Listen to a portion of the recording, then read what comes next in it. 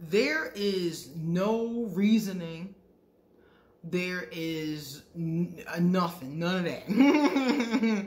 No negotiations with terrorists when it comes to narcissists. When it comes to narcissists of any sign, you cannot reason with them. You cannot negotiate with them. You cannot reason with them. You cannot try to work through things with them unless the narcissist is willing to admit that they are a narcissist and go get treatment from some kind of mental health professionals. That's the only way. Other than that, ain't nothing happening. Hi, I'm Queen Onset Haru, and thank you for joining me for another wonderful edition of Ask an Aquarius. If you haven't already, please hit the red subscribe button and smack the bell. I noticed on one of my videos the other day that a large percentage, I think it was like 40% of the people that watched the video were not subscribed. So look down there and see if you are subscribed. Make sure you hit that red button so you can get information, and smack the bell next to it so you can get information when I upload a new video. Also, if you like this video or any of my videos, remember to give them a thumbs up, please, and pass them on to other people who might be interested.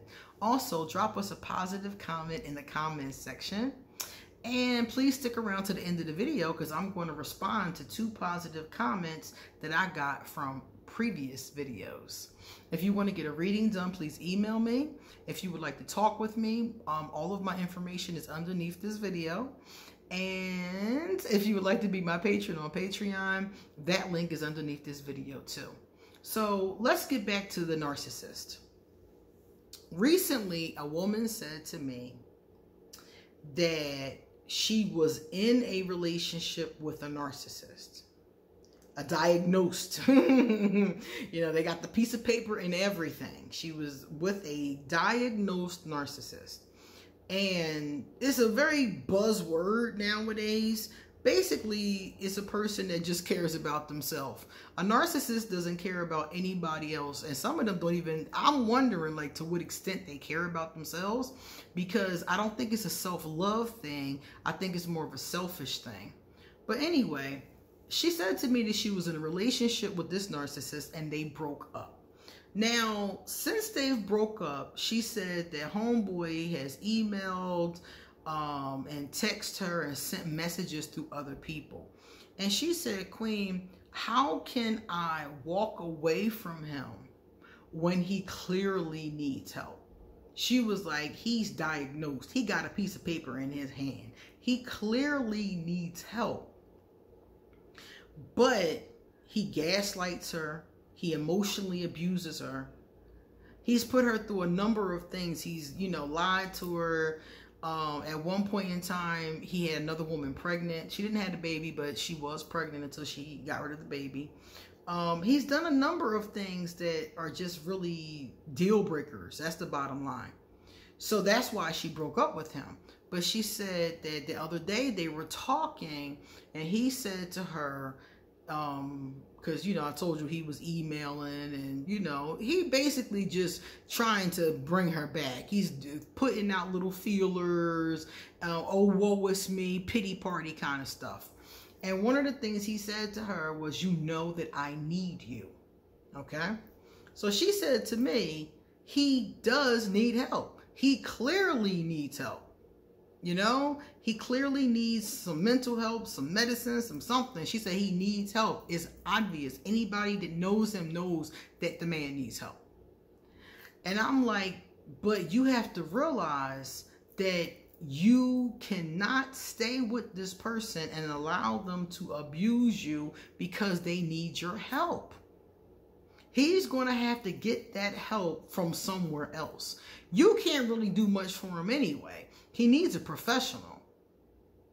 So him coming to you with the I need you is just more emotional manipulation. It's just more emotional abuse.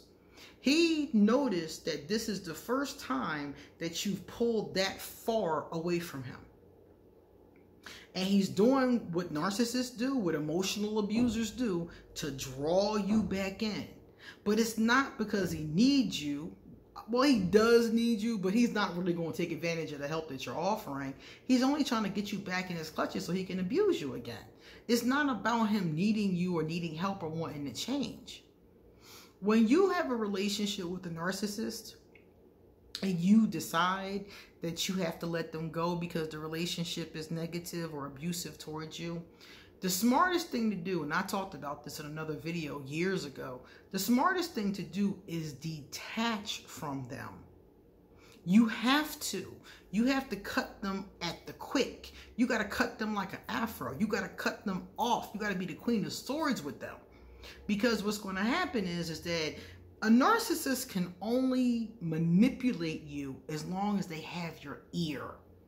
This is the most important thing about a narcissist. They have to be able to talk to you. So if you're still caring and and feeling bad for them, they know they still got you. They still got you. As long as you still praying for them and caring about them and are attached to them, they know they still have you. So it's not about them needing help or coming to you for help. They're just trying to suck you back in to that abyss that is that narcissistic abuse. You have to detach. You got to get your own therapist because you need somebody that's going to help you see this, see the patterns, and walk away from it. You have to detach and you have to stop caring. And that's a hard part because when I say stop caring, people are like, what do you mean stop caring? I'm always going to care. No. You're always going to care about this person, meaning you're always going to have feelings, or you may always love this person. I'm not saying that. What I'm saying is you have to stop allowing them to see that you care, because they're going to keep playing on it. If he or she knows that you care about them, if he or she knows that they can pull that little stupid line and you'll let them come waltzing back in, they're going to do it time and time again. Voldemort got kicked out of my house more times than anybody else on this planet, but kept walking back into the house because I did not detach, because he knew I still cared. So as long as you're still letting them hit you with the 52 fake out, with the Gerby Gerb, with the gift of gab, with the, oh, I need you, I need help, as long as you're still falling for it, they're going to keep spitting it. And it's not the truth. They do need help, but you're not the person that's going to be able to help them. And they don't even think you could help them. That's not even why they're coming to you. They're coming to you because they know you still care. They know you're still attached to them. And they know that shit is going to hurt you. It's going to strum their fingers through your pain. And they know it. They know just saying, I need you, I'm sorry, if you cared about me. I cannot tell you guys how many times Voldemort would tell me the same line. Let me tell you how he used to get me. This is funny. I'm mad that I fell for this, but it's funny now.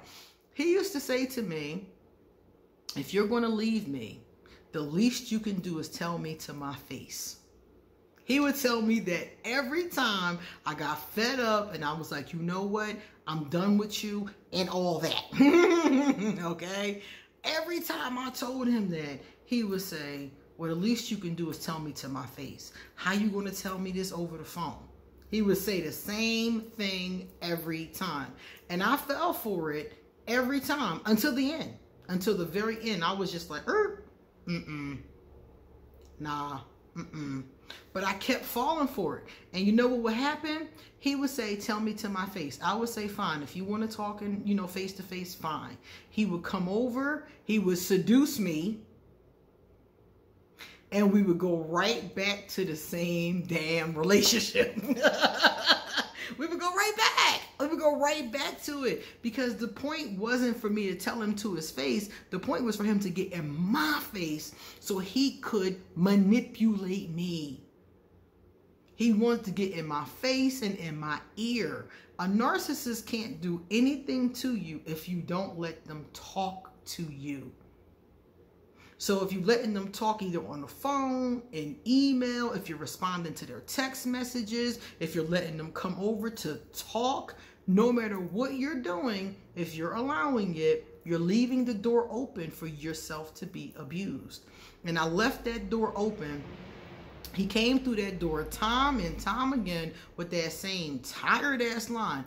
And when to be honest with you, after he said it the first 2 times, I was pretty much onto it. I was like, oh, this is just a ploy. But I wanted him to come back, you know? So I would like, okay, well, we can talk about it, you know? Because I missed him, you know? I wanted him to come back. But the bottom line was that, you know, when you're with a narcissist, you have these absolutely amazing moments. You know, there are moments of clarity.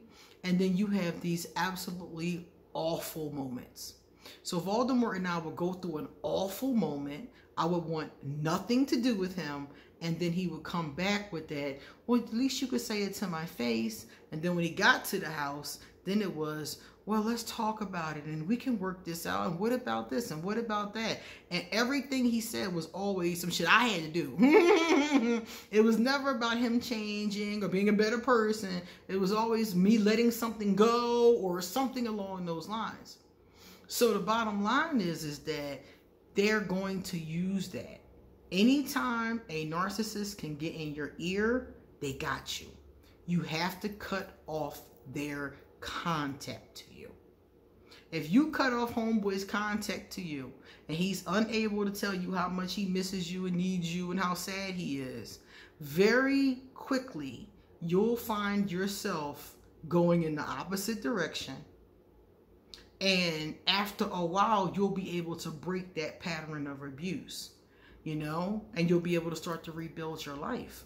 But if you continue to let him play you with that same tired ass line, and ladies, I know, and gentlemen, I know some of y'all out there are dealing with narcissists too, and some of them got one of them tired ass lines that you keep letting yourself fall for, because the truth is you really care about them and you want them to be a better person, but the truth is they not. They just playing on what they know to be true. They know you care about them. They know that you're attached to them, and they know that tired ass line might work one more time. That's all it's about. So if you got yourself a narcissist, cut him off. He has to go to a professional. He does need help, but babe, you're not going to be able to give it to him. You can even be a therapist and you wouldn't be able to give it to him, because the nature of your relationship has crossed that line. So your ability to be effective is totally clouded. He needs an objective person, an unbiased person from the outside looking in to help him with that. So that's what you need to do. Tell him, go get you a professional, block him on that email, block him on everything else, and stop listening to them sweet lies. Ain't them sweet lies so good? But they're still lies, baby. At the end of the day, it's not real.